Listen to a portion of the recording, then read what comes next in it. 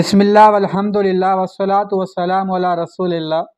معزز سامعین گرامی، مولانا الیاس کومند دیوبندی کا کہنا ہے کہ امام ابو حنیفہ رحمہ اللہ کا عقیدہ قرآن کی مخالفت میں ہو ایسا ہرگز ناممکن ہے۔ آپ ان کی زبانی سنیں۔ امام ابو حنیفہ کا عقیدہ اور قرآن کے خلاف ہو، ایسا ممکن نہیں ہے، ایسا ممکن نہیں ہے، ایسا ممکن ہی نہیں ہے۔ ہم نے سوچ سمجھ کر امام اعظم ابو حنیفہ رحمہ اللہ کی تقلید کی ہے۔ مولانا صاحب کا ایسا کہنا بہت اچھا لگا، ہم بھی امام صاحب کی عزت کرتے ہیں۔ اب ہم مولانا صاحب سے درخواست کریں گے کہ اگر امام ابو حنیفہ رحمہ اللہ کا عقیدہ قرآن کی مخالفت میں کبھی بھی نہیں ہو سکتا تو آپ نے امام صاحب کا عقیدہ کیوں چھوڑا ہوا ہے؟ الفقہ الاکبر میں ہے، امام صاحب کا عقیدہ ہے کہ اللہ تبارک و تعالیٰ عرش پر مستوی ہے، جبکہ دیوبندیوں کا اور احناف کا یہ عقیدہ ہے کہ اللہ تعالیٰ ہر جگہ موجود ہے۔ یہ فقط اس لیے کہتے ہیں کہ لوگوں کو تقلید کی پٹی باندھ کر گمراہ کریں۔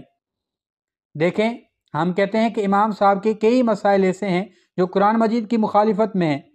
امام صاحب قرآن مجید کو مخلوق سمجھتے ہیں، جبکہ قرآن مجید کلام اللہ ہے۔ اللہ تبارک و تعالیٰ نے فرمایا حتیٰ یسمع کلام اللہ۔ اس طرح کے کئی دلائل ہیں جس سے ثابت ہوتا ہے کہ قرآن اللہ کا کلام ہے، مخلوق نہیں ہے۔ یہی اہل سنت الجماعت کا عقیدہ ہے، لیکن امام ابو حنیفہ رحمہ اللہ کا عقیدہ اس سے الٹ ہے، قرآن کی مخالفت میں ہے۔ امام صاحب کے کئی ایسے مسائل ہیں جو قرآن سے الٹ ہیں، قرآن کی مخالفت میں ہیں، لیکن احناف لوگوں کی آنکھوں پر تقلید کی پٹی باندھ کر ان کو گمراہ کرنا چاہتے ہیں، اس لیے یہ ایسی باتیں کرتے ہیں۔ در حقیقت یہ خود بھی امام صاحب کے عقیدے کو نہیں مانتے۔ اگر مانتے ہیں تو پھر اس عقیدے کو مانیں۔ ہم نے مثال کے طور پر ایک عقیدہ پیش کیا جس کی یہ مخالفت کرتے ہیں۔ تو میرے بھائیو، ان منافق قسم کے لوگوں کو سمجھ لو، ان کو پہچان لو۔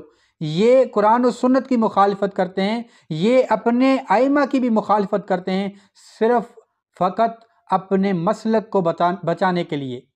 ان کے پاس حق نہیں ہے، یہ باطل ہیں۔